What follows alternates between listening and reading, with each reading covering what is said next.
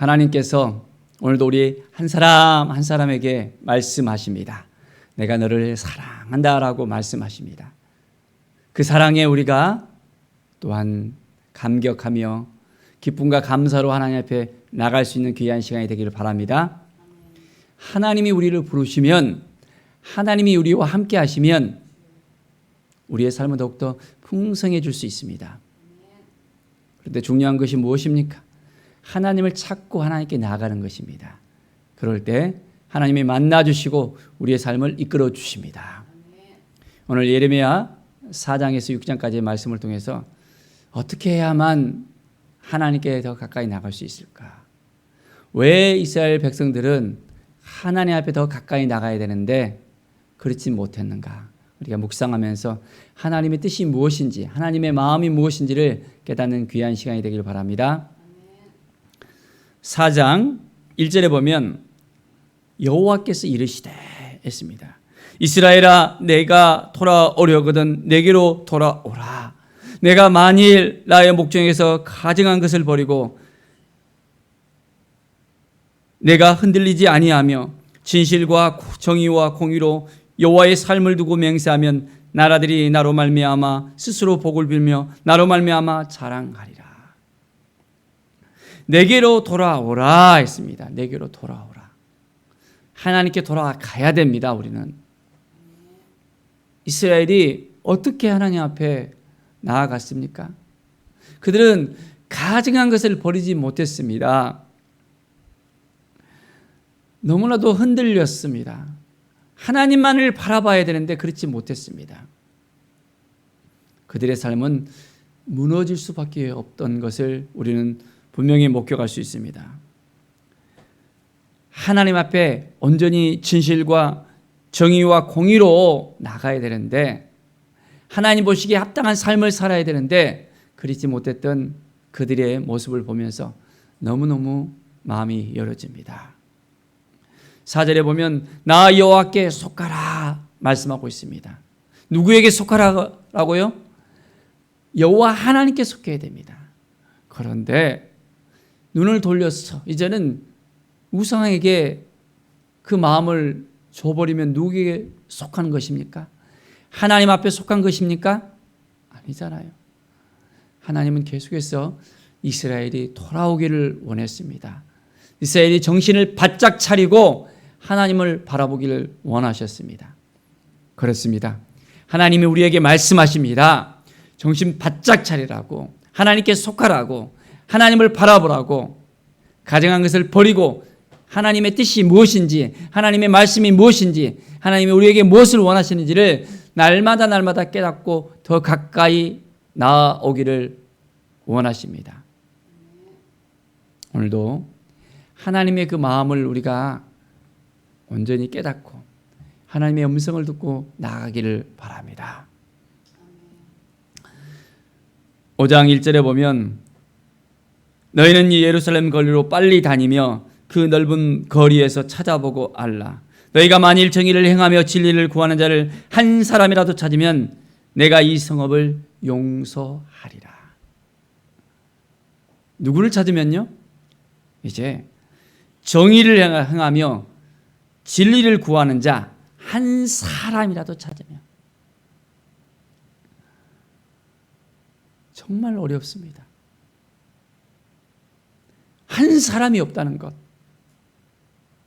소돔과 고모라를 하나님께서 멸망시켰을 때 어떻게 했습니까? 아브라함에게 이 성에서 이제 의인 50이 있으면 내가 멸망시키지 않겠다. 아브라함이 이제는 계속해서 그 숫자를 내리잖아요. 하나님 45명 어때요? 40명? 30명? 20명? 10명? 그래, 10명만 있어도 내가 멸망하지 않겠다. 그런데 그 소돔과 고모라가 의인 10명이 없어서 멸망당할 수밖에 없었습니다. 그런데 오늘 어떻습니까? 이제는 한 사람이라도 찾으면 했습니다.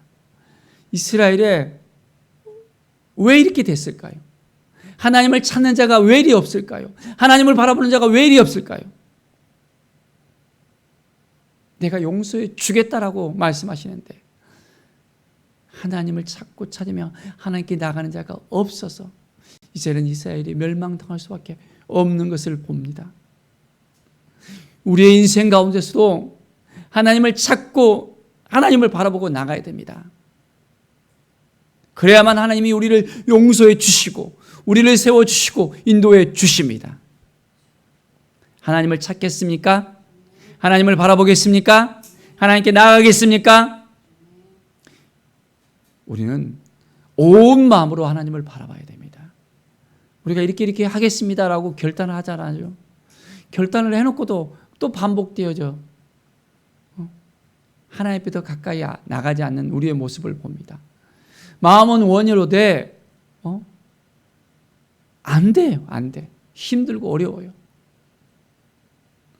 이제 매일매일 우리는 하나님 앞에 더욱더 가까이 나가면서 하나님께 붙잡히바 된 사람들이 되어야 됩니다. 우리의 연약함을 하나님 아시죠? 우리의 나약함을 아시죠? 하나님, 우리의 밭을 기경해 주십시오. 우리의 삶을 기경해 주십시오. 우리의 마음을 기경해 주십시오. 내가 아무리 하려고 해도 안 됩니다.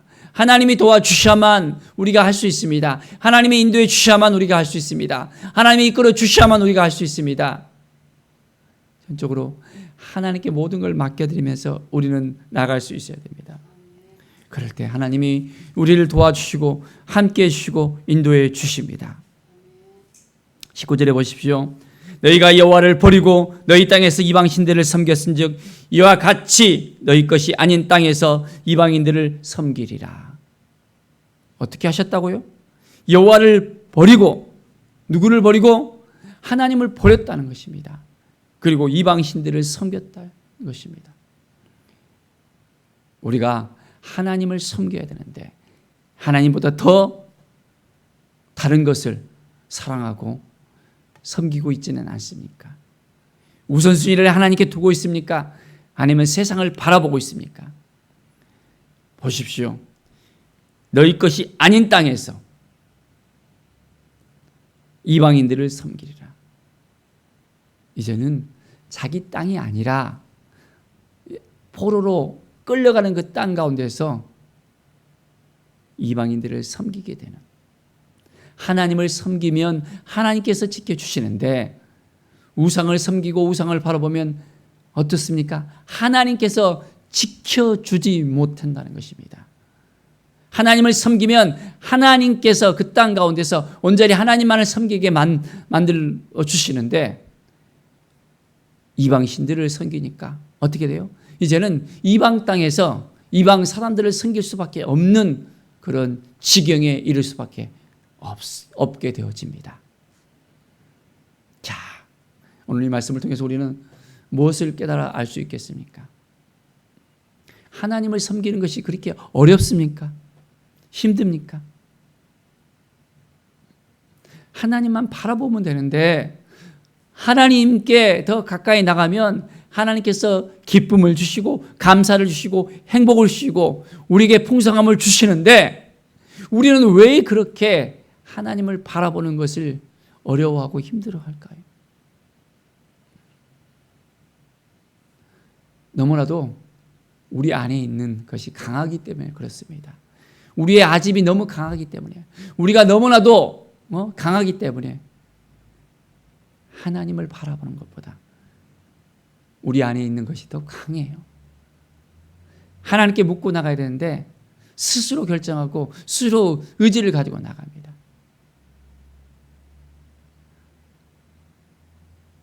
하나님을 바라보는 인생, 하나님께 나가는 인생이 되어져야 됩니다.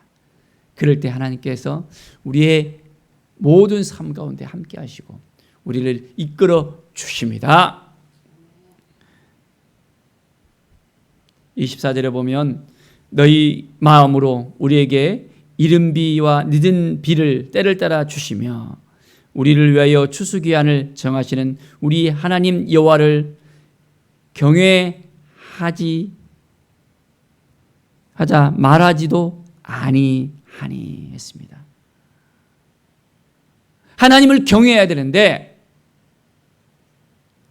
하나님을 경외하지 않는 그들의 모습을 볼 수 있습니다.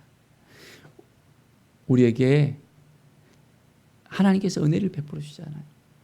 이스라엘 백성들에게 그 척박한 그 땅 가운데서 이른 비와 늦은 비를 주시고 온전한 회복을 주시고 치유를 주시고 풍요를 주시고 은혜를 내려주셨는데도 여전히 그들은 하나님을 경외하지 않음으로 말미암아 패배의 쓴잔을 그들은 당할 수밖에 없었습니다.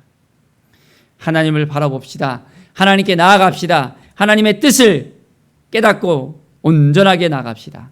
그래야만 하나님이 우리를 도와주시고 함께해 주십니다. 매일매일 하나님 앞에 더욱더 가까이 나갑시다. 6장 20절에 보면 나는 그들의 번제를 받지 아니하며 그들의 희생제물을 달게 여기지 않노라 했습니다. 하나님 앞에 번제를 드리면서 그들이 나오는데도 그들의 마음은 딴 곳에 있다는 것입니다. 더 이상 하나님이 그들의 제사를 받지 않겠다는 것입니다. 우리가 하나님 앞에 나와서 예배를 드리는데 우리의 마음이 딴 곳에 가 있다면 그 예배 가운데 하나님의 임재를 경험하며 하나님 앞에 온전히 나가야 되는데 그렇지 못한다면 하나님께서 그 예배를 받으십니까? 아닙니다. 하나님을 바라보면서 나가야 되는데 그렇지 못하면 그 예배를 하나님께서 받지 않으실 수도 있다는 것을 알아야 됩니다. 그것을 어디에서 찾을 수 있습니까? 가인과 아벨의 그 제사를 통해서도 우리가 볼 수 있잖아요. 똑같이 제사를 드렸습니다. 그런데 가인은 그 제사를 드릴 때 그 제물과 함께 자기를 함께 드려야 되는데 그렇지 못했어요. 아벨은 그 제물과 함께 자기의 마음을 하나님께 드렸습니다. 온전한 제사를 드렸어요. 하나님께서 받으시는 거룩한 산제사, 산제사를 오늘도 우리가 드릴 수 있어야 됩니다. 하나님께서 무엇을 기뻐하시는지 어떠한 삶을 살아가기를 원하시는지 우리는 분명히 깨달아 알아야 됩니다. 그러면서 그렇습니다. 하나님, 오늘 하루를 살아갈 때 하나님이 주신 마음으로 살아가겠습니다. 하나님이 주신 그 은혜로 살아가겠습니다. 하나님 도와주시옵소서. 이제는 우리가 다른 것 선택하지 않고 다른 것 바라보지 않고 하나님만 바라보며 하나님만 의지하며 하나님께 나아가겠습니다.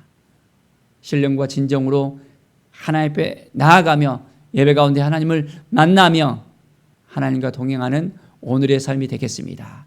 고백하는 우리 모든 성도들 되길 바랍니다. 하나님께서 우리 한 사람 한 사람을 바라보십니다.